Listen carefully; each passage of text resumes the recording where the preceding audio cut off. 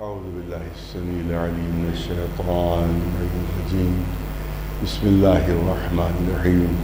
الحمد لله رب العالمين، والصلاة والسلام على المرسلين سيدنا ونبينا وشفيع المذنبين أبي القاسم محمد وأهل بيته الطيبين الطاهرين. أما تبارك وتعالى في كتابه المبين وهو أصدق القائلين: لقد من الله على المؤمنين إذ بعث فيهم رسولا من أنفسهم يتلو عليهم آياته ويزكيهم ويعلمهم الكتاب والحكمة وإن كانوا من قبل لفي ضلال مبين. صلوات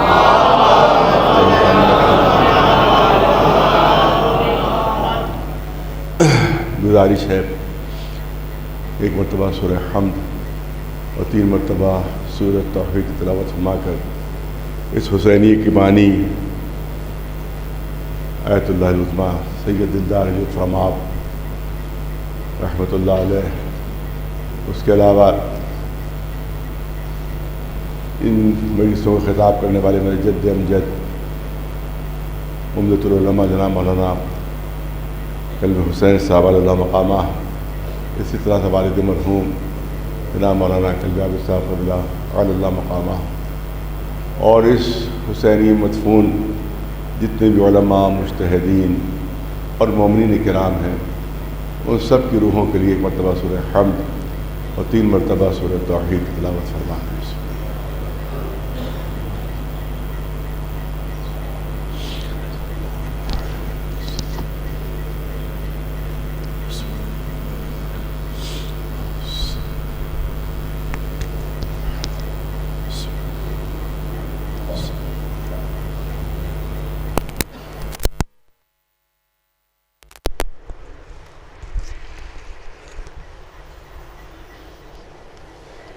زیادہ ہو گیا بھائی،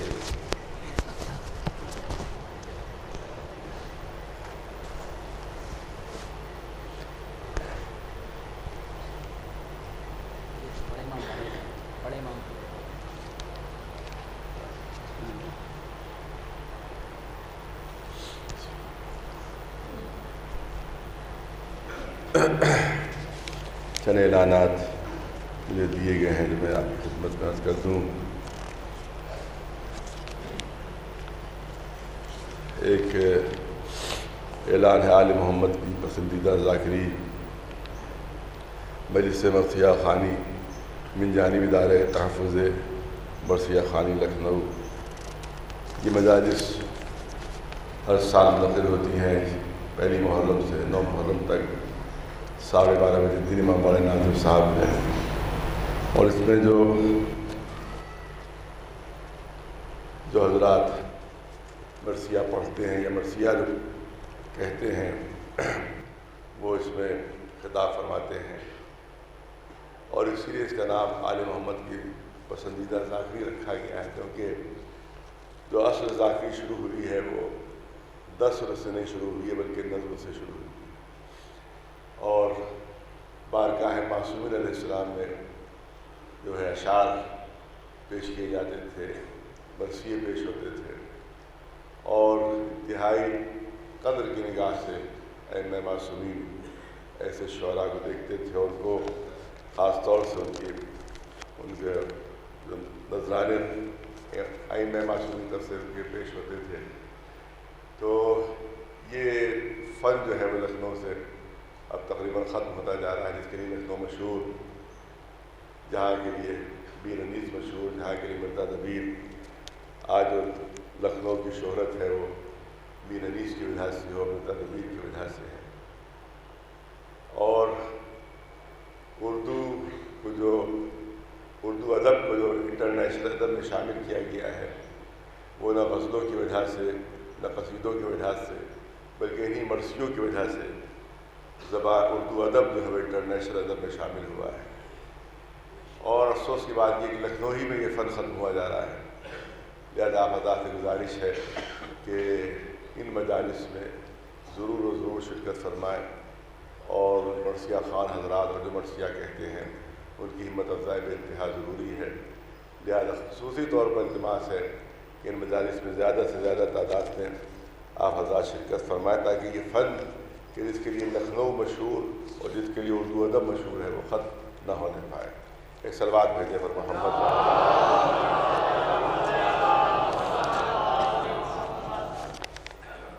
دوسرا اعلان ہے کہ 18 محرم کو 8 بجے شب اقبال منزل شیش محل میں مجلس عظم منعقد ہوگی، جس میں میرا ہی بیان ہوگا۔ 8 بجے شب 18 محرم،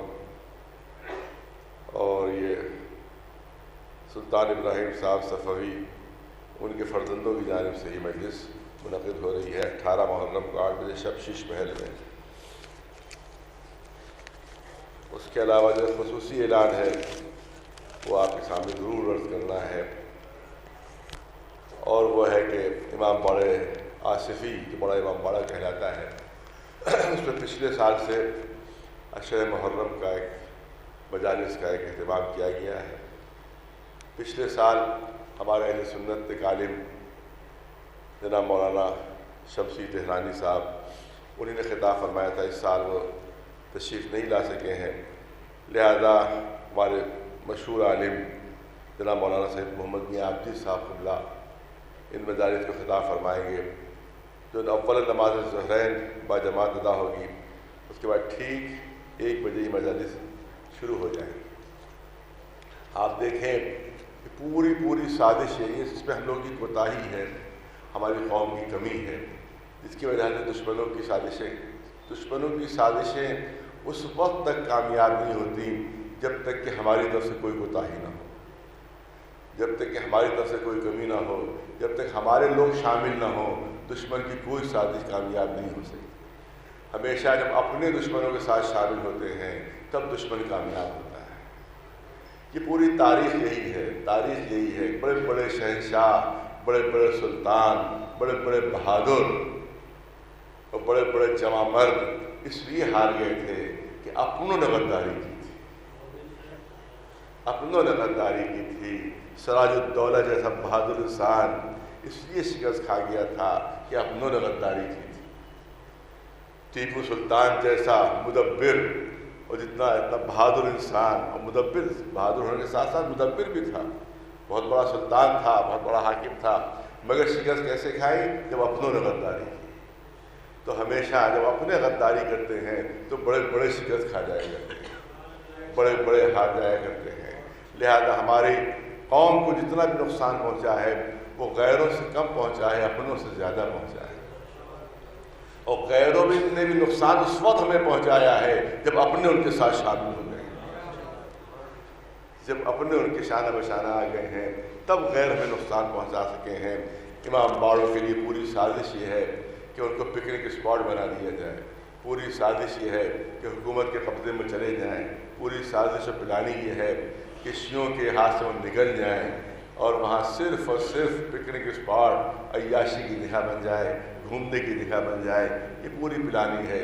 اسی پلاننگ کو ختم کرنے کے لیے یہ عشر محرم دن میں قائم کیا گیا ہے، مجھے یہ خبر ملی ہے، پچھلے سال کی خبر ہے کہ شاید 2 یا 3 محرم تھی، اتفاق سے اس مجلس میں میں شریک تھا کہ اس مجلس کو جناب مولانا شمسی تہرانی صاحب پڑھ رہے تھے، تو پچھلے جو ڈی ایم تھے ان کا وجہ سے گزر ہوا، تو انہوں نے دیکھا کہ دروازہ بند ہے امام باڑے کا، اور جو سیاح ہیں وہ باہر کھڑے ہوئے ہیں۔ کہا یہ سیاح باہر کیوں کھڑے ہوئے ہیں؟ کہا اندر مجلس ہو رہی ہے، کہ مار کے نکالو سب کو۔ یہی جملے تھے اس کے کہ سب کو مار کے نکالو، سب کو 2 ڈنڈے بجاؤ، ابھی سب بھاگیں گے۔ یہ وہاں پر اس نے جملے کہے، اس سے جملے کے اس کا مطلب یہ ہے کہ اپنے باپ کی پراپرٹی سمجھ رہا تھا وہ اپنے باپ کی پراپرٹی، مار کے ڈنڈے نکالے ان کو۔ لیکن جب ان کو کہا گیا کہ وہ تو قلب جواد بھی بیٹھا ہوا یہاں کے اوپر، کہا کہ اچھا پھر ابھی رہنے دو۔ پوری پلاننگ ہے، اس میں ہمارے اپنوں کی غداریاں شامل ہیں، جا کے خوشامد کرتے ہیں، جا کے اس کے تلوے چاٹتے ہیں ڈی ایم کے اور صاحبان اقتدار کی، جس کی وجہ سے ان کو اتنی ہمت ہوتی ہے یہ کہنے کی ہمت ہوئی کہ امام باڑے کے اندر مجلس ہو رہی، کو دو ڈنڈے مار کے بھگا دو. یہ ڈی ایم کے کہنے کی ہمت ہوئی. کیسے ہمت ہو گئی کہنے کی؟ اس لیے ہمت ہو گئی کہ ہمارے اپنے ساتھ ہیں، اس لیے کہنے کی ہمت ہو گئی کہ ہمارے اپنے خاموش ہیں مسئلہ پر. اس لیے اس کو یہ کہنے کی جرت ہو گئی کہ امام باڑے کے اندر مجلس ہو رہی ہے تو کہہ رہا ہے کہ مار کے بھگا دو ان کو. کہاں جمع ہو گئے یہاں کے لوگ؟ تو اس سے اندازہ کیجئے کہ ہماری قوم کی سب سے بڑی مظلومیت یہ ہے کہ ہمارے اپنے ہمارے ساتھ نہیں ہیں. سب سے بڑی مظلومیت ہمارے قوم کی یہی ہے کہ اپنے اپنے اغراض و مقاصد کے تحت، اپنی اپنی خود غرضیوں کے تحت وہ قوم کا ساتھ دینے کے بجائے جو قوم کو نقصان پہنچا رہے ہیں ان کا ساتھ دیا کرتے ہیں. لہذا بے انتہا ضروری ہے آپ حضرات کے لیے کہ ان مجلسوں میں بہت بڑی تعداد میں شرکت فرمائیں تاکہ دشمنوں کی سازشیں اور اپنوں کی ریشہ دوانیاں جو ہیں وہ ناکام ہو جائے اور یہ امام باڑے ہمارے ہاتھ میں رہیں، اس کا انتظام ہمارے ہاتھ میں رہے. کیونکہ اگر دشمنوں کے ہاتھ میں گیا، گورنمنٹ کے ہاتھ میں گیا تو یہ امام باڑے نہیں رہیں گے. اور ایک دن جو اس کا RSS کا جو ایک ہے اس کا قول یہ ہے کہ سب یہ ہندوؤں کے راجاؤں کے محل ہیں، ایک دن ڈکلیئر ہو جائے گا کہ یہ امام باڑے نہیں بلکہ راجاؤں کے محل ہیں.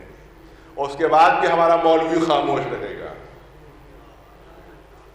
اس کے بعد بھی ہمارا مولوی خاموش رہے گا، کیونکہ ان کو قوم سے اتنا فائدہ نہیں ہے جتنا حکومت سے فائدہ ہے. قوم بیچارے کیا دے دیں گے؟ قوم والے کیا دے دیں گے؟ شیرمال دے دیں گے. قوم والے کیا دے دیں گے؟ خمیری روٹی دے دیں گے. قوم والے کیا دے دیں گے؟ تھوڑے سے کباب دے دیں گے. قوم سے یہ ملے گا اور حکومت سے ان کو پوری سہولتیں ملیں گی، حکومت سے ان کو پورے انعام ملیں گے. لہذا قوم کا ساتھ نہیں دیتے ہیں بلکہ یہ حکومتوں کے ساتھ دیتے ہیں، یہ صاحبان اقتدار کا ساتھ دیتے ہیں، یہ وزیروں کا ساتھ دیتے ہیں، یہ ایڈمنسٹریشن کا ساتھ دیتے ہیں. تو قوم بیچاری کیا دے دے گی انہیں؟ ان کو بیوقوف سمجھتے ہیں کہ جو قوم کے ساتھ ہوتے ہیں، ان کو ناتجربہ کار سمجھا جاتا ہے جو قوم کا ساتھ دیتے ہیں. ارے آئیے دیکھیے تو حکومت سے آپ کو کیا کیا مل جائے گا، قوم بیچاری کیا دے دے گی. لیکن آپ یاد رکھیں کہ ہمیشہ مظلوم کا ساتھ دینے میں کامیابی ہے. اگر کربلا کے ماننے والے ہو، اگر کربلا کے ماننے والے ہو، اگر کربلا کے ماننے والے ہو، اگر امام حسین کے ماننے والے ہو تو امام حسین کا کربلا کا پیغام ہی یہی ہے کہ ہمیشہ ظالم کے خلاف اٹھ کھڑے ہو اور مظلوم کا ساتھ دو. مظلوم کا ساتھ دو. یزید صرف 1400 سال پہلے نہیں تھا بلکہ ہر زمانے میں یزید موجود ہے، ہر زمانے میں یزید موجود ہے. امام حسین علیہ السلام نے ارشاد فرمایا تھا، بس سمجھیے یہی سے مسجد بھی شروع ہے. امام حسین علیہ السلام نے ارشاد فرمایا تھا، آپ کو معلوم ہے کہ جس وقت مسجد میں بیٹھے ہوئے ہیں امام حسین علیہ السلام تشریف فرما ہے اور عبداللہ ابن زبیر نام کی ایک شخصیت وہ بھی وہاں پر موجود ہے. آ کر خبر دی گئی کہ ولید نے اپنے دربار میں بلایا ہے. امام حسین نے فرمایا کہ لگتا ہے کہ امیر شام دنیا سے رخصت ہو گیا ہے، بیعت طلب کرنے کے لیے بلایا گیا ہے. تو کیا ہوا؟ اب عبداللہ ابن زبیر نے کہا نواز رسول سے کہ آپ کہیں ادھر ادھر ہو جائیے ورنہ آپ کے لیے مشکل پیدا ہو جائے گی. اور اسی شب عبداللہ ابن زبیر نے فرار کیا مدینے سے. اس کے بعد چلے گئے وہ مکے کی طرف، وہاں جا کر پناہ حاصل کی. لیکن امام حسین کو دنیا کو پیغام دینا تھا، دنیا کو پیغام دینا تھا. ولید کے دربار میں پہنچ جاتے ہیں. ولید کہتا ہے کہ امیر شام دنیا سے رخصت ہوئے، یزید تخت حکومت پر بیٹھا ہے، آپ سے مطالبہ بیعت ہے، آپ سے مطالبہ بیعت ہے. امام نے ٹالنے کی خاطر کہا اور میری جیسی شخصیت یہاں چھپ کر بھلا کیسے بیعت کر سکتی ہے؟ لہٰذا کل مجمع جمع کرنا، اس وقت سوال کرنا، جب پورا مدینہ جمع ہو جائے اس وقت مجھ سے مطالبہ کرنا، اس وقت میں اپنا جواب تمہیں دوں گا، میں اس وقت اپنا جواب میں تمہیں دوں گا. یہ کہہ کر امام جانے لگے. امام مروان وہاں موجود تھا، دشمن اہل بیت مروان وہ وہاں پر موجود تھا. اس نے کہا کہ ولید دیکھو ایسی بھیانک غلطی نہ کرنا، ایسی بھیانک غلطی نہ کرنا، اگر اس وقت حسین چلے گئے تو پھر ہاتھ نہ آئیں گے. لہذا یہ بیعت لے لو یا سر قلم کر دو. یا بیعت لے لو یا سر قلم کر دو، اس کا مطلب یہ ہے جو ایک کہانیاں گڑھی جاتی ہیں کہ امام حسین نے فرمایا تھا کہ بھئی ہم یزید کے پاس جانا چاہتے ہیں اور وہاں جا کر بیعت کر لیں گے، اور اسے ابن زیاد کا قصور تھا اور بسر سعد کا قصور تھا جو حسین کو قتل کر دیا گیا۔ نہیں، ابتدا ہی سے سازش یہ تھی کہ معلوم تھا کہ حسین بیعت نہیں کریں گے، لہذا ان کو قتل، امام حسین کو شہید کرنا اس میں مقصد تھا، ان کو ختم کرنا مقصد تھا، یا سر کاٹ لو یا بیعت لے لو۔ اس وقت امام حسین نے وہ تاریخی جملہ ارشاد فرمایا تھا کہ میرے جیسے یزید کے ایسوں کی بیعت نہیں کرتے، میرے ایسے یزید کے ایسوں کی بیعت نہیں کرتے، جو میرے مثل ہیں وہ یزید کے مثل کی بیعت نہیں کرتے۔ یہ نہیں کہا کہ حسین یزید کی بیعت نہیں کرے گا، بلکہ یہاں پر بھی مثل کا لفظ استعمال کیا، وہاں بھی مثل کا لفظ استعمال کیا کہ مثلی لا یباع مثلہ، میرے جیسے یزید کے ایسوں کی بیعت نہیں کرتے۔ اس کا مطلب یہ ہے کہ پوری تاریخ انسانیت سمیٹ دی تھی حسین نے ایک ہی جملے میں کہ دیکھو، اگر آدم نے شیطان کے ہاتھ پر بیعت کر لی ہوتی، اگر نوح نے کافروں کے ہاتھ پر بیعت کر لی ہوتی، اگر ابراہیم نے نمرود کے ہاتھ پر بیعت کر لی ہوتی، اگر موسیٰ نے فرعون کے ہاتھ پر بیعت کر لی ہوتی، اگر میرے جد رسول اللہ نے، اگر سرداران مکہ کے ہاتھ پر بیعت کر لی ہوتی، اور اگر میرے بابا علی نے منافقوں کے ہاتھ پر بیعت کر لی ہوتی تو میں بھی بیعت کر لیتا، مگر میرے ایسے یزید کے ایسے کی بیعت نہیں کرتے۔ تو معاملہ شخصیت کا نہیں تھا، معاملہ کردار کا تھا۔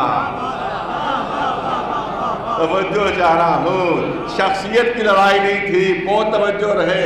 آج بھی کہا جاتا ہے کہ دو شہزادوں کی جنگ تھی، دو شہزادوں کی جنگ تھی، دو شہزادوں کی جنگ نہیں تھی، دو کرداروں کی لڑائی تھی، ایک حسینی کردار تھا، ایک یزیدی کردار تھا۔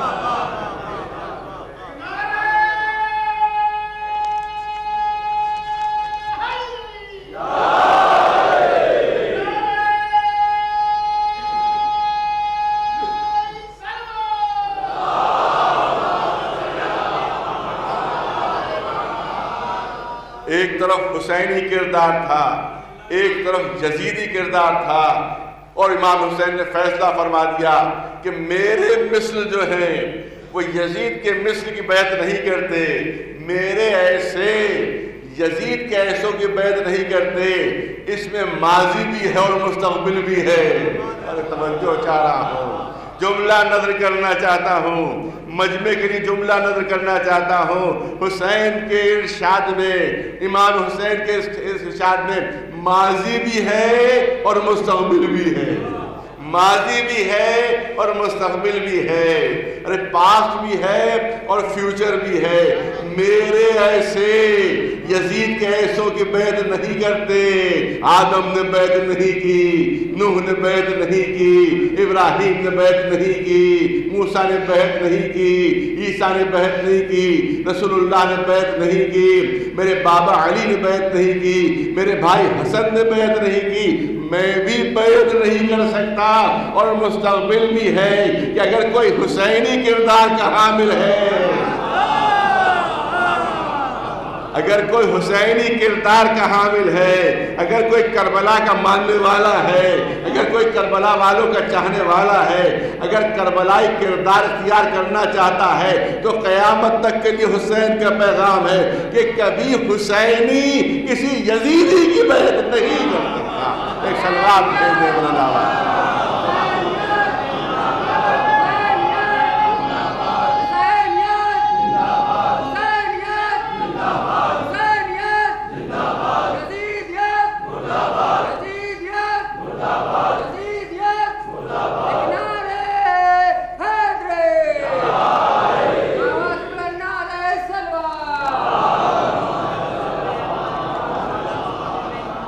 ماضی بھی ہے، اس میں مستقبل بھی ہے، اس میں پاسٹ بھی ہے، اس میں پریزنٹ بھی ہے، اس میں فیوچر بھی ہے۔ حسین نے بیعت نہیں کی۔ اب جو بھی امام حسین کا ماننے والا ہے کبھی کسی ظالم کے سامنے سر نہیں جھکا سکتا، ہمیشہ اس کو مظلوم کا ساتھ دینا ہوگا، ظالم کی مخالفت کرنا ہوگی، مظلوم کا ساتھ دینا ہوگا، ظالم کی مخالفت کرنا ہوگی۔ یہاں پر عرض کر دوں کہ پچھلے سال میں نے عرض کیا تھا، آج پھر میں عرض کرنا چاہتا ہوں، اور میرے خیال میں اس عرض کرنے کے بعد یہ جو آپ کو اتنے یہاں پر نظر آ رہے ہیں اسپیکر، یہ شاید کم ہو جائیں گے۔ یہ جو اتنے اسپیکر نظر آ رہے ہیں یہاں پر میرے سینے کے اوپر جو مونگ ڈل رہے ہیں، یہ کم ہو جائیں گے۔ چینل والوں سے گزارش یہ ہے، ایک لفظ بھی کٹنا نہیں چاہیے۔ میں دکھواؤں گا، ایک لفظ بھی نہیں کٹنا چاہیے۔ اگر میری تقریر کا ایک لفظ بھی کاٹا گیا تو کل سے ان کو امام باڑے کے اندر آنے کی اجازت نہیں ہوگی۔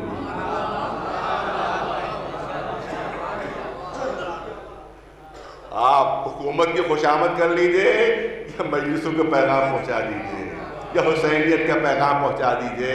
ارے اگر تم اتنا حکومت سے ڈرتے ہو، اس زمانے میں ڈرتے ہو کہ حسینیت کا پیغام تم اپنے چینل کے ذریعے سے نہیں پہنچا سکتے، تو بھی نام بدل دو۔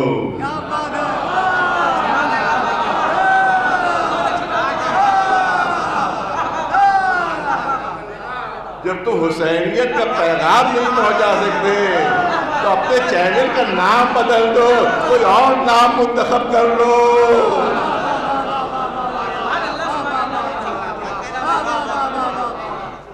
کوئی اور پیغام، جب نام تم نے یہ رکھا ہے تو تمہارا فریضہ یہ ہے کہ حسینی پیغام بھی پہنچنا چاہیے، حسینیت کا پیغام بھی پہنچنا چاہیے۔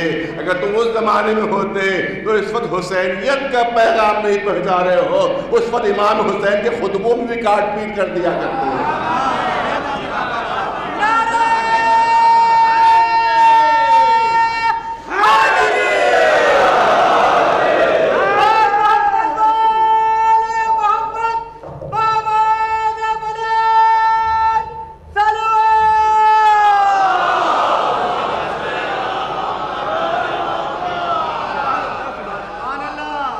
جو ظلم کے خلاف آواز نہ نشر کر سکے، جو ظالم کے خلاف آواز نہ نشر کر سکے، اس کو اپنے کو امام حسین کی طرف منسوب کرنے کا حق حاصل نہیں ہے۔ اگر مظلوم کی آواز پیش کر سکتے ہو، اگر ظالم کے خلاف آواز بلند کر سکتے ہو تم، تب تمہیں یہ حق حاصل ہے کہ اپنے کو امام حسین کی طرف منسوب کرو، ورنہ کسی اور کی طرف منسوب کر لو، حسین کی طرف منسوب نہیں ہو سکتے۔ صلوات بھیجیں۔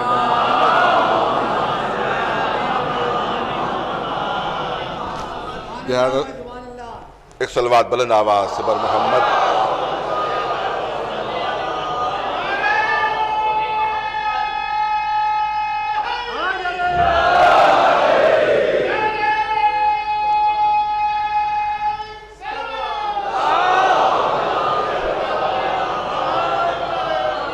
ایک اعلان اور ہے جو رہ جائے گا، وہ دوسری بات چلی گئی کہ امام زمانہ علیہ السلام کے سلسلے میں ایک فنڈ وہ اس کو قائم کیا گیا ہے تاکہ قوم کے سلسلے میں جو کام ہے اس میں اس کے ذریعے سے مدد ہو سکے۔ اور اس سلسلے میں آپ کو معلوم ہی ہے کہ ایک گاڑی خریدی گئی ہے مریضوں کے لیے، ایمبولینس اس کو کہتے ہیں، اور اس کے ذریعے سے قوم کی خدمت ہو رہی ہے۔ اس کے علاوہ خواتین کے لیے ایک سلائی سینٹر قائم کیا گیا ہے جس میں خواتین کے ذریعے خواتین کو سلائی سکھائی جا رہی ہے۔ اسی طرح سے جو مقدمات چل رہے ہیں اس میں اس سلسلے میں مدد ہوتی ہے۔ اس کے علاوہ جو عزاداری کا فروغ ہے اس میں بھی اسی فنڈ کے ذریعے سے مدد ہوتی ہے۔ لہذا آپ سے گزارش یہ ہے کہ زیادہ سے زیادہ اس فنڈ میں جو ہے وہ آپ حضرات تعاون فرمائیں۔ دونوں گیٹوں پر رضاکار موجود ہیں جہاں کے پر آپ اس فنڈ میں تعاون فرما سکتے ہیں، کیونکہ جتنا آپ کا تعاون اس میں بڑھے گا اتنا ہی ہمارے لیے آسانی ہوگی کہ ہم زیادہ سے زیادہ قوم کی خدمت کر سکیں۔ اور انشاءاللہ حساب کے سلسلے میں آپ اس لیے مطمئن رہیے کیونکہ امام زمانہ کے نام سے فنڈ ہے یہ،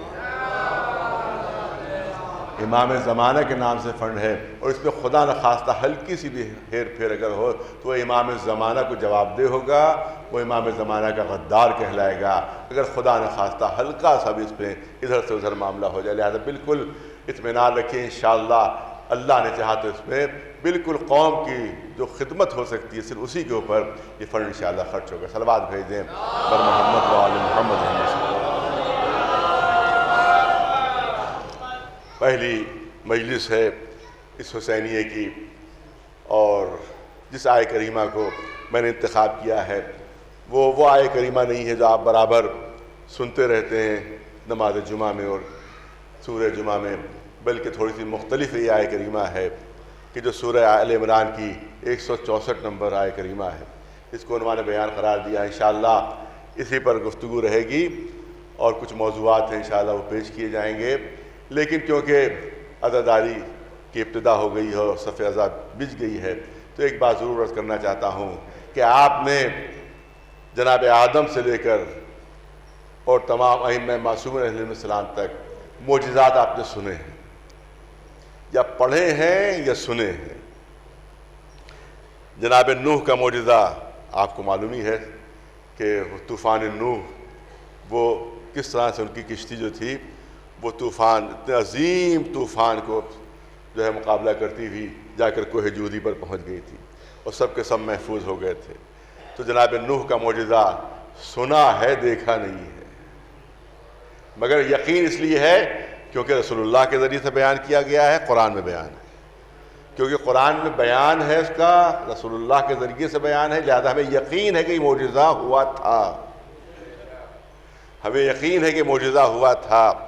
جناب ابراہیم کا معجزہ کہ آگ جو تھی وہ گلنار بن گئی تھی، کیونکہ قرآن میں ذکر ہے، لہذا ہمیں یقین ہے کہ یہ معجزہ ہوا تھا، اگرچہ ہم نے اپنی نگاہوں سے معجزہ دیکھا نہیں، اس زمانے میں موجود نہیں تھے، لیکن ہمیں یقین ہے کہ یہ معجزہ ہوا تھا کیونکہ قرآن میں موجود، رسول اللہ کی زبان پر، ائمہ معصومین کی زبان پر۔ جناب موسیٰ کا معجزہ، ان کے معجزات بہت سے معجزات تھے، ید بیضا یہ ان کا معجزہ تھا کہ ہاتھ جو تھا وہ پورا چاند کی طرح سے چمکنے لگتا تھا ان کا، یہ بھی قرآن میں موجود ہے۔ اسی طرح سے ہاتھ کی لکڑی، اس کو جب زمین پر ڈالتے تھے، عصا یعنی ہاتھ کی لکڑی، جب اس کو زمین پر ڈالتے تھے تو اژدہا بن جاتی تھی۔ معجزہ تھا کہ نہیں تھا؟ مگر قرآن مجید میں اس کا تذکرہ ہے، اس لیے ہم اس پر یقین رکھتے ہیں، اس پر ایمان رکھتے ہیں، مگر نہ ہم نے ید بیضا دیکھا نہ وہ معجزہ دیکھا کہ کس طرح سے عصا جو ہے وہ اژدہا بن جاتا ہے۔ جناب عیسیٰ کا معجزہ کہ آپ جو پیدائشی نابینا تھے ان کو آپ آنکھیں دے دیتے تھے، پیدائشی نابینا ان کو بینائی عطا کر دیتے تھے، جو پیدائشی مبروس ہیں یا اس طرح کے جو خطرناک امراض کا شکار ہوتے تھے ان سب کو جناب عیسیٰ شفا دے دیتے تھے، اسی طرح سے مردوں کو زندہ کرتے تھے، یہ جناب عیسیٰ کا معجزہ تھا۔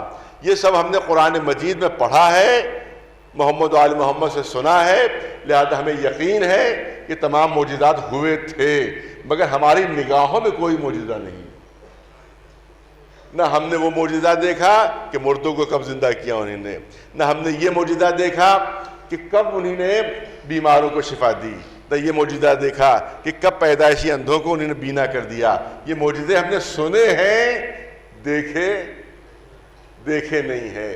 اسی طرح سے حضور سرور کائنات محمد مصطفیٰ صلی اللہ علیہ وسلم،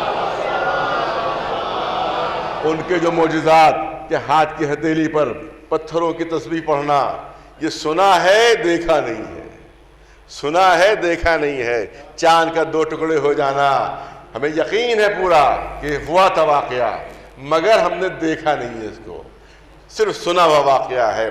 ہاتھ کے اشارے پر درختوں کا حرکت کرنا، یہ سنا ہے دیکھا نہیں ہے۔ اس طرح سے جتنے بھی معجزات ہیں وہ سب ہمارے سنے ہوئے ہیں، پڑھے ہوئے ہیں، ان میں سے کوئی معجزہ ہم نے دیکھا نہیں ہے۔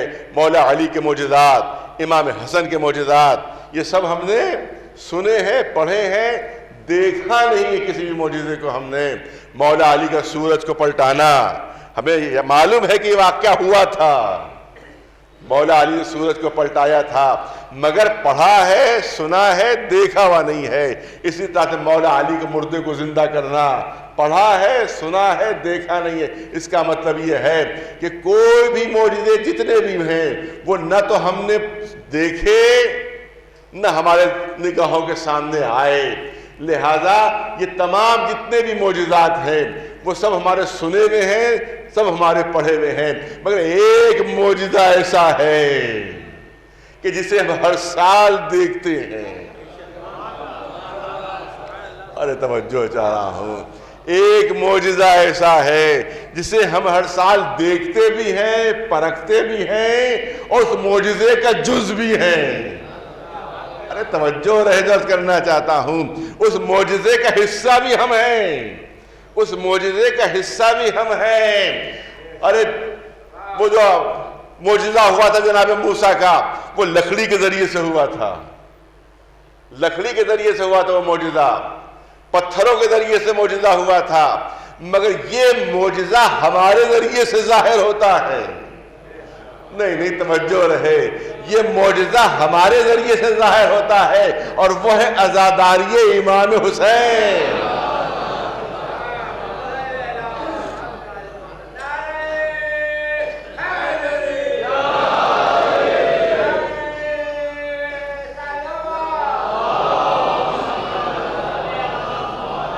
یہ عزاداری نہیں ہے بلکہ زندہ معجزہ ہے، یہ زندہ معجزہ ہے، کیونکہ غم کبھی مستقل نہیں ہوتا، غم میں استقلال نہیں ہوتا ہے، غم کبھی مستقل نہیں ہوتا ہے، بلکہ غم کی خصوصیت یہ ہے کہ جتنا وقت بڑھتا جاتا ہے غم گھٹتا جاتا ہے، غم کم ہوتا جاتا ہے، یہ غم کی خصوصیت ہے۔ اس کا مطلب یہ انسان کی فطرت میں داخل ہے کہ غم کم ہوتا جائے، یہ فطرت انسانی میں شامل ہے کہ غم کم ہوتا جائے۔ تو اس کا مطلب یہ ہے کہ انسان کی فطرت یہ ہے کہ زمانے کے ساتھ ساتھ غم گھٹتا جاتا ہے، کم ہوتا جاتا ہے، اور جو چیز فطرت پر غالب آ جائے اسی کو معجزہ کہا جاتا ہے، وہی شے معجزہ ہوتی ہے۔ یہ صرف غم امام حسین ہے کہ جتنا وقت بڑھتا جاتا ہے یہ غم میں اضافہ ہو رہا ہے، غم گھٹ نہیں رہا ہے۔ صلوات بھیج دے بلند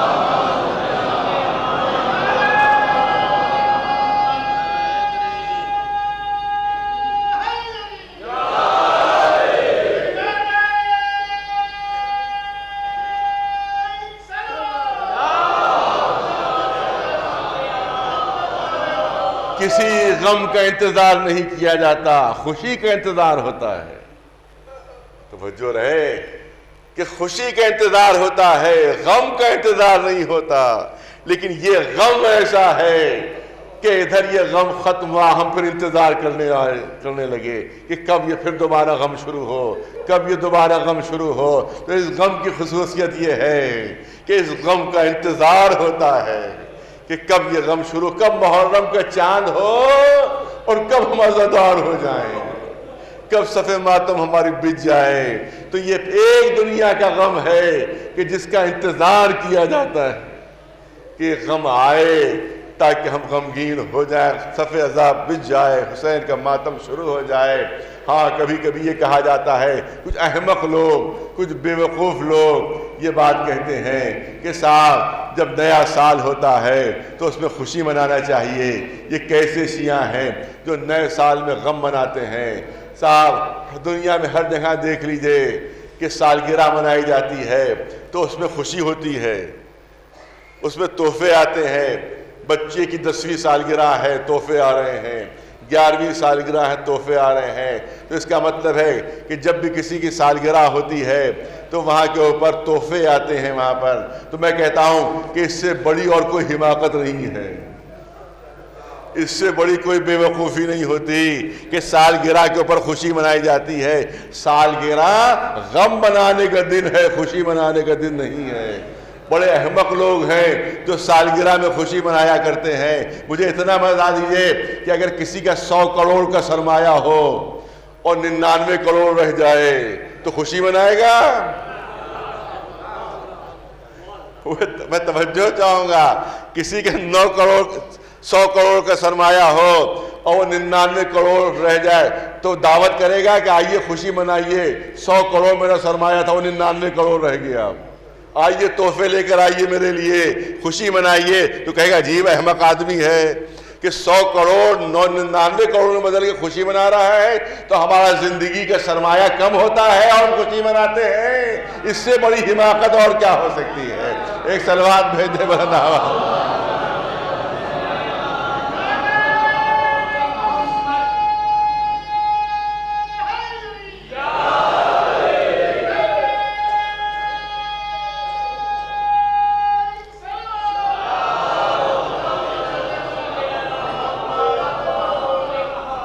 معلوم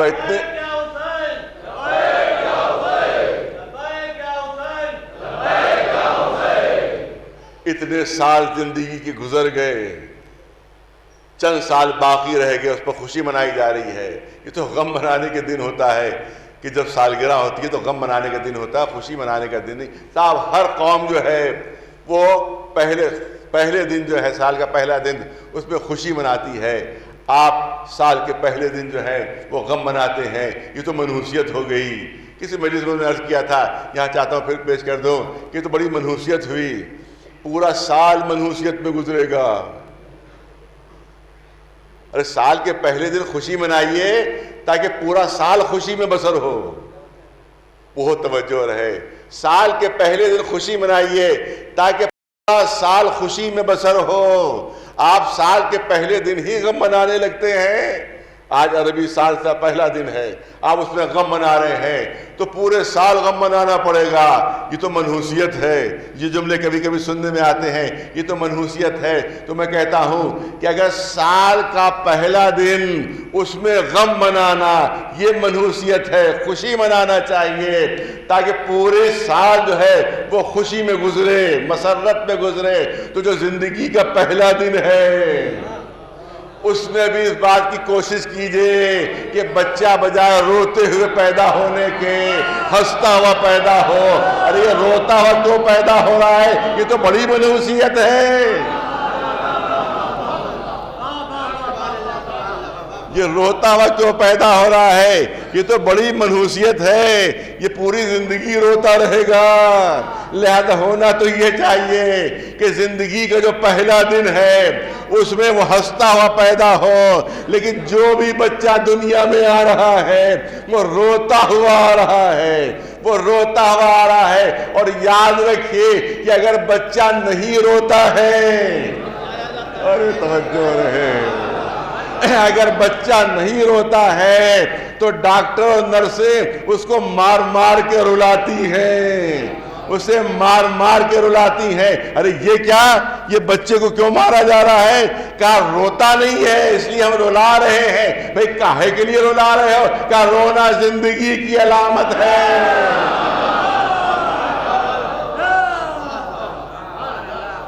رونا زندگی کی علامت ہے۔ تو اس کا مطلب یہ ہے کہ جو ہم روتے ہیں یہ ہمارے ایمان کی زندگی کی علامت ہے، یہ ہمارے دین کی زندگی کی علامت ہے، یہ اسلام کی زندگی کی علامت ہے۔ ایک صلوات بھیجے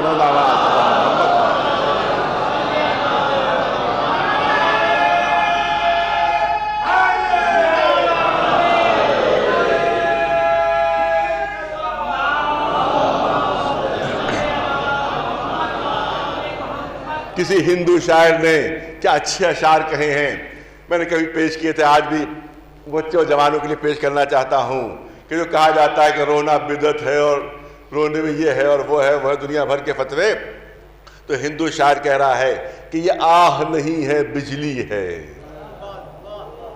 یہ آہ نہیں ہے بجلی ہے، یہ اشک نہیں ہے موتی ہے۔ ماتھر لکھنوی یہ ان کے اشعار ہیں کہ یہ آہ نہیں ہے بجلی ہے، یہ اشک نہیں ہے موتی ہے، جو چیز ہو فطرت میں شامل وہ بھی کہیں بدعت ہوتی ہے۔ یہ آہ نہیں ہے بجلی ہے، یہ اشک نہیں ہے موتی ہے، جو چیز ہو فطرت میں شامل وہ بھی کہیں بدعت ہوتی ہے۔ انسان کی ولادت اور قضا، ارے توجہ رہے، انسان کی ولادت اور قضا دونوں میں ہی غم ہے جلوہ نما۔ انسان کی ولادت اور قضا دونوں میں ہی غم ہے جلوہ نما. آتا ہے تو خود وہ روتا ہے، جاتا ہے تو دنیا روتی ہے.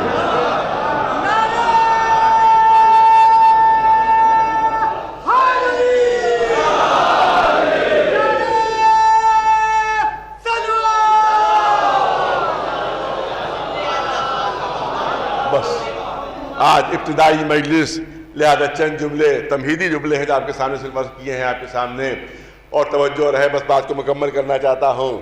کہا جاتا ہے کہ سال خوشی منائیے، سال کی ابتدا ہے، خوشی منائیے، مبارکباد دی جاتی ہے، ہنسیے، خوشی منائیے. تو میں کہتا ہوں کہ عربی سال کب سے شروع ہوا؟ میں پوچھنا چاہتا ہوں عربی سال کب سے شروع ہوا، اور اس عربی سال کا نام کیا ہے یہ بتا دیجیے. اس عربی سال کا نام کیا ہے اور کب سے شروع ہوا؟ ہجری سال. ہجری بنائے ہجر سے. اب کسی یہاں شعراء حضرات بھی تشریف فرما ہے، مجھے یہ بتائیے کہ ہجری بنائے ہجر سے، ہجر میں ہنسا جاتا ہے یا رویا جاتا ہے؟ شعراء تشریف فرما ہیں، ان کے اشعار ہجر کے سلسلے میں، محبوب سے جدائی کے سلسلے میں، ان کے اشعار سنیے کہ محبوب کی جدائی میں وہ ہنستے ہیں کہ یا روتے ہیں.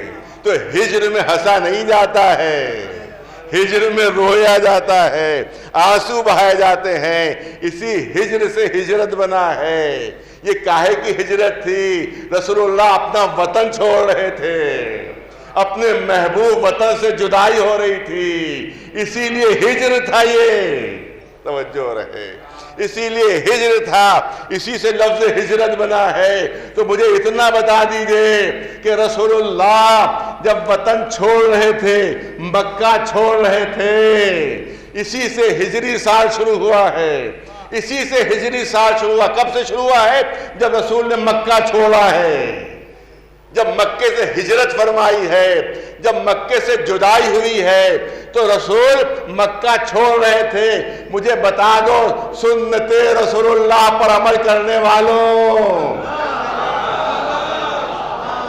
سنت رسول اللہ کی دہائی دینے والوں، مجھے اتنا بتا دو کہ جب رسول مکہ چھوڑ رہے تھے تو ہنس رہے تھے، کہے لگا رہے تھے، خوشی منا رہے تھے، یا آنسو بہا رہے تھے، یا غمگین تھے؟ مکہ چھوڑنے پر رسول غم منا رہے تھے.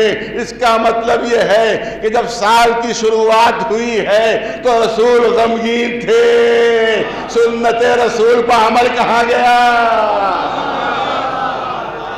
ایک سلوات میں دے بلند آواز سبحان محمد وآلہ.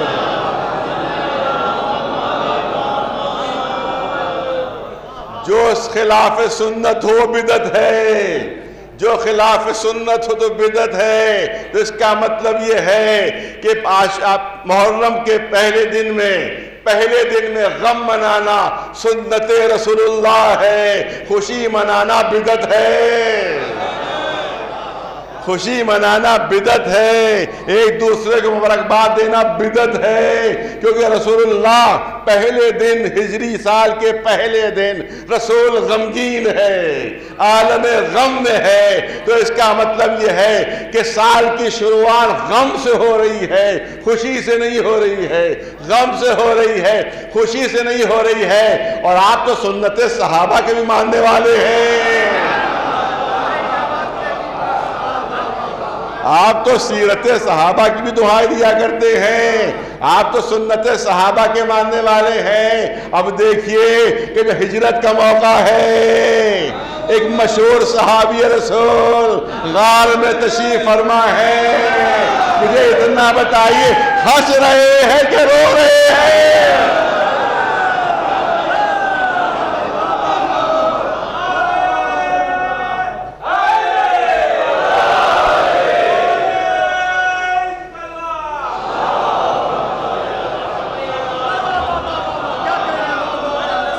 ہنس رہے ہیں کہ رو رہے ہیں؟ اور خود قرآن گواہی دے رہا ہے لا تحزن، ارے رو نہیں، کہیں دشمنوں کو خبر نہ ہو جائے، کہیں دشمنوں معلوم ہے کہ رونے سے شروعات ہے، تو سیرت رسول اللہ بھی یہی ہے کہ سال کی شروعات غم سے ہوتی ہے، اور سیرت صحابہ بھی یہی ہے کہ سال کی شروعات آنسوؤں سے ہوتی ہے، خوشی سے نہیں۔ ایک صلوات بلند آواز سے بر محمد وآلہ۔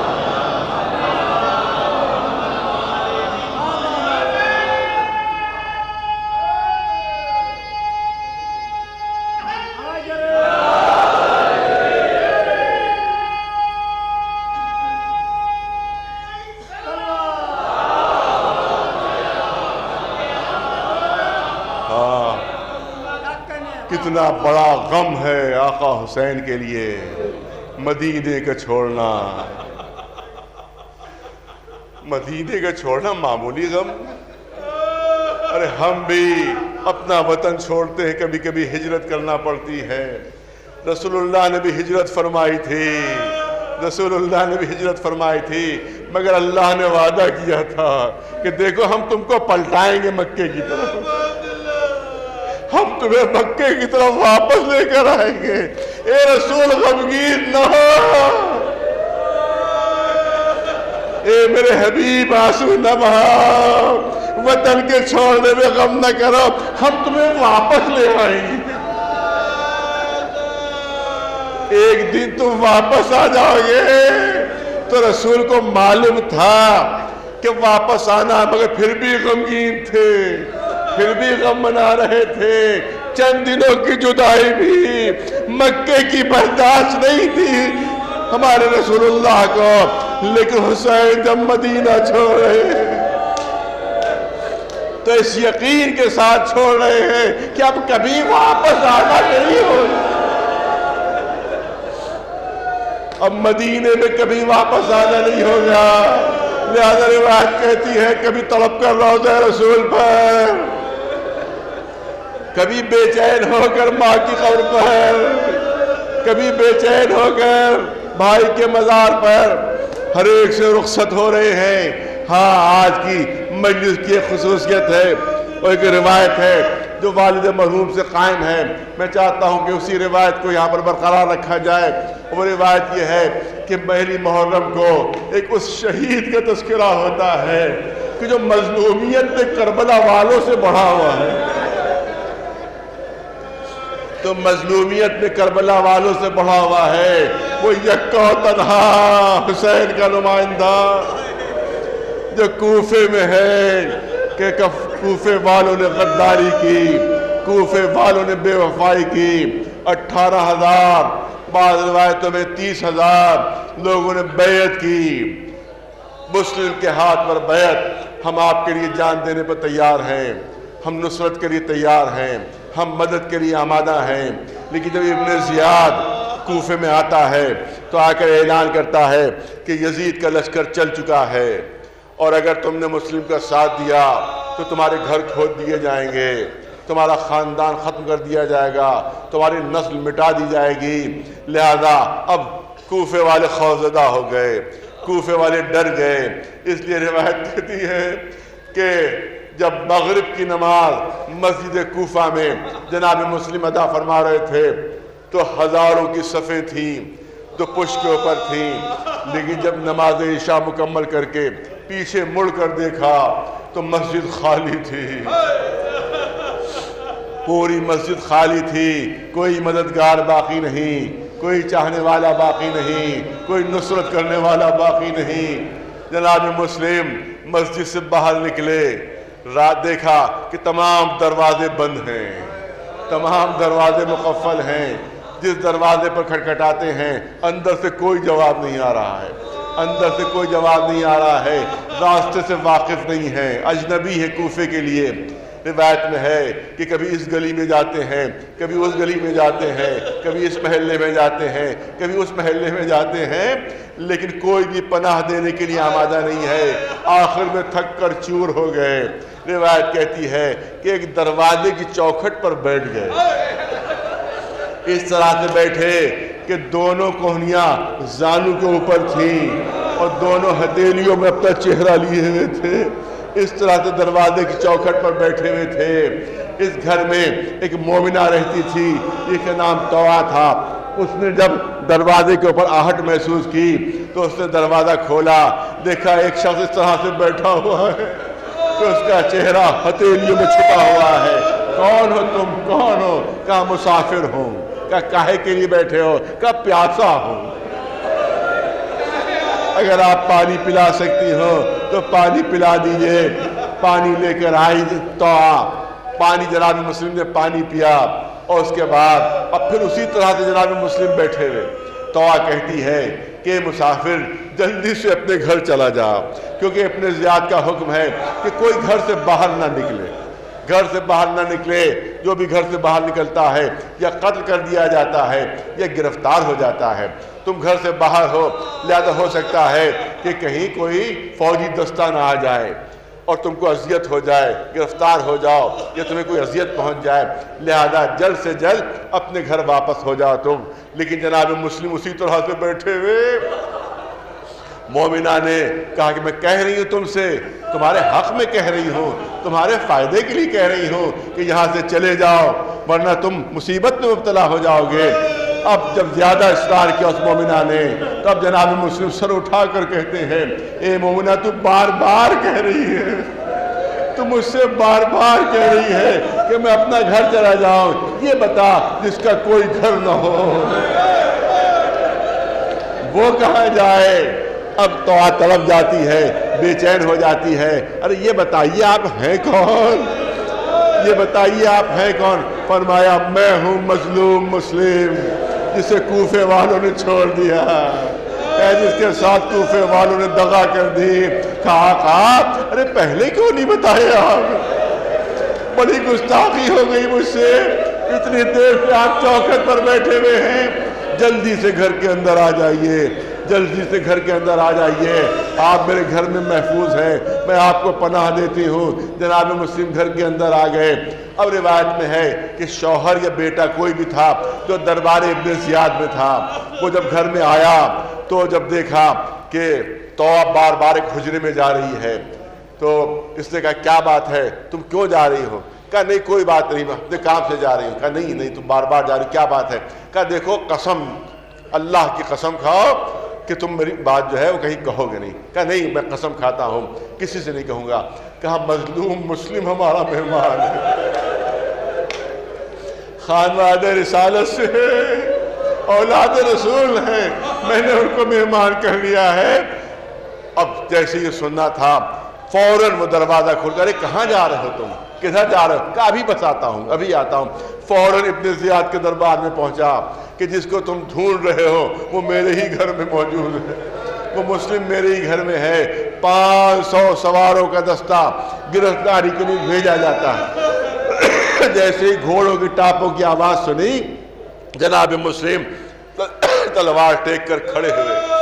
طوعا نے دامن تھام لیا، آقا کہاں جا رہے ہیں؟ آقا کدھر جا رہے ہیں؟ کہا گھوڑوں کی آواز آ رہی ہے، ایسا لگتا ہے کہ ابن زیاد کو خبر ہو گئی ہے کہ میں یہاں پر موجود ہوں۔ کہا آقا گھر کے اندر رہیے، گھر کے اندر رہیے، گھر کے اندر آپ محفوظ ہیں۔ اب جناب مسلم کا جملہ سنیے، جناب مسلم کا جواب سنیے۔ جناب مسلم فرماتے ہیں نہیں مومنہ نہیں، میں گھر کے اندر نہیں رہوں گا، کیونکہ اگر میں گھر کے اندر رہا تو ہو سکتا ہے کوئی سپاہی گھر کے اندر داخل ہو جائے اور تیری بے پردگی ہو جائے۔ مجھے گوارا نہیں کہ میری وجہ سے کسی مومنہ کی بے پردگی ہو۔ اے آقا آپ کو یہ گوارا نہیں ایک مومنہ کی بے پردگی ہو۔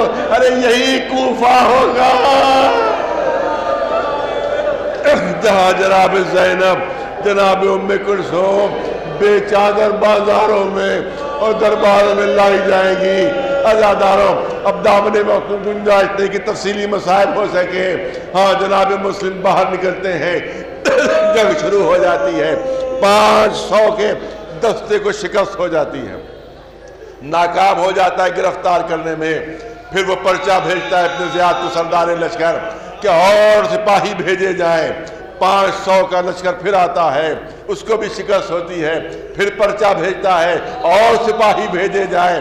ابن زیاد جواب میں کہلواتا ہے ارے ایک کو گرفتار کرنا ہے، 1000 کا لشکر بھیجا جا چکا ہے، تم اور مدد منگوا رہے ہو کہ یہ تو دیکھو تلوار کس کی ہے، یہ دیکھو کہ یہ بہادر کون ہے، اور یہ خانواد رسالت کا بہادر ہے، اس کو گرفتار کرنا آسان نہیں ہے۔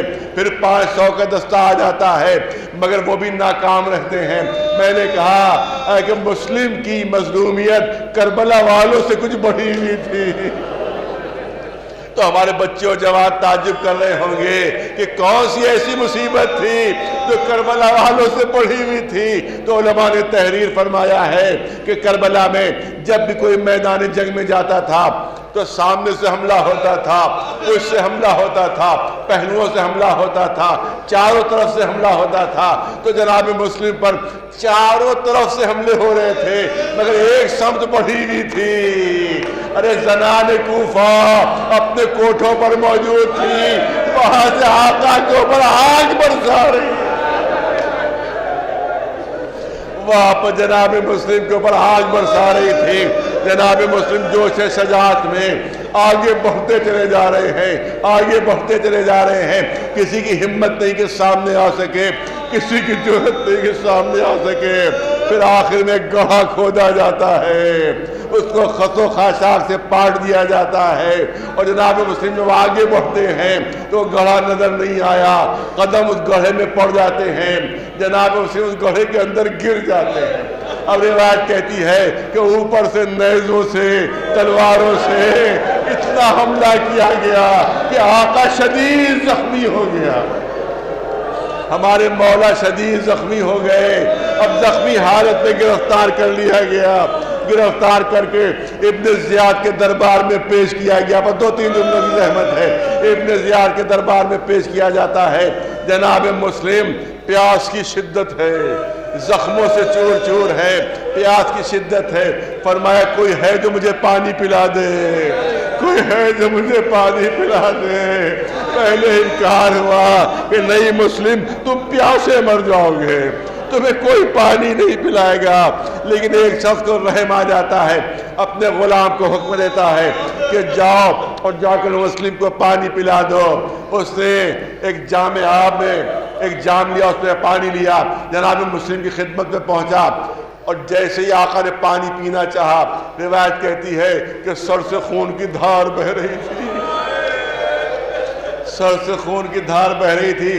جیسے ہی پانی پینا چاہا وہ خون اس پانی میں شامل ہو گیا، پانی پھینک دیا، دوبارہ پھر غلام نے پانی بھر کر دیا۔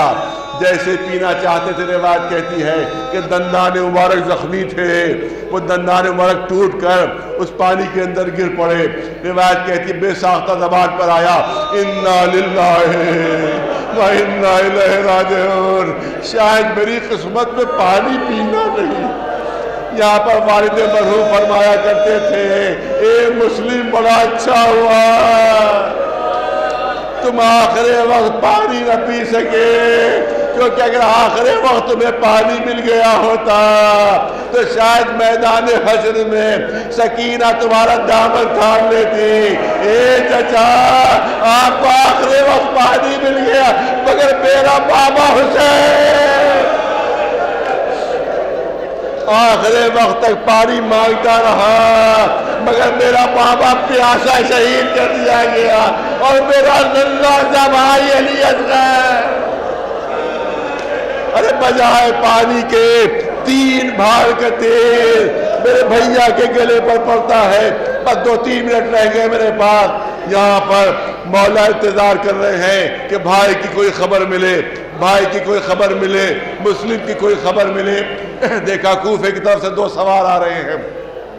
مولا نے فرمایا کہ ان کو میری طرف لے کر آ جاؤ۔ وہ سوار امام کی خدمت میں آتے ہیں۔ مولا پوچھتے کہاں سے آ رہے ہو؟ کہا فرزند رسول ہم کوفے سے آ رہے ہیں۔ کہا کچھ میرے بھائی مسلم کی خبر ہے؟ کہا ذرا سا تنہائی میں چلیے تو بتائیں، ذرا اکیلے میں چلیے تو بتائیں۔ امام نے فرمایا نہیں نہیں، جو کہنا ہو سب کے سامنے کہو، جو کہنا ہو سب کے سامنے کہو۔ اب انہوں نے اتنا کہا میں اتنا سن لیجئے کہ جب ہم کوفے سے چلے ہیں تو یہ منظر دیکھ کر چلے ہیں کہ مسلم کی لاش کے پیروں میں رسی بندھی ہوئی ہے اور مسلم کا جنازہ کوفے کی گلیوں میں پھرایا جا رہا تھا. یہ منظر ہم دیکھ کر آئے ہیں. یہ سننا تھا آقا سر جھکائے خیمے کے اندر تشریف لاتے ہیں. کہا رقیہ کہاں ہے؟ مسلم کی بیٹی رقیہ کہاں ہے؟ رقیہ لائی جاتی ہے. رقیہ کو اپنے زارے پر بٹھا دیتے ہیں.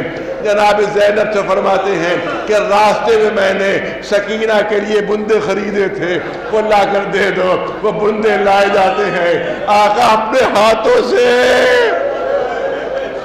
جناب مسلم کی بیٹی رقیہ کو وہ بندے پہناتے ہیں.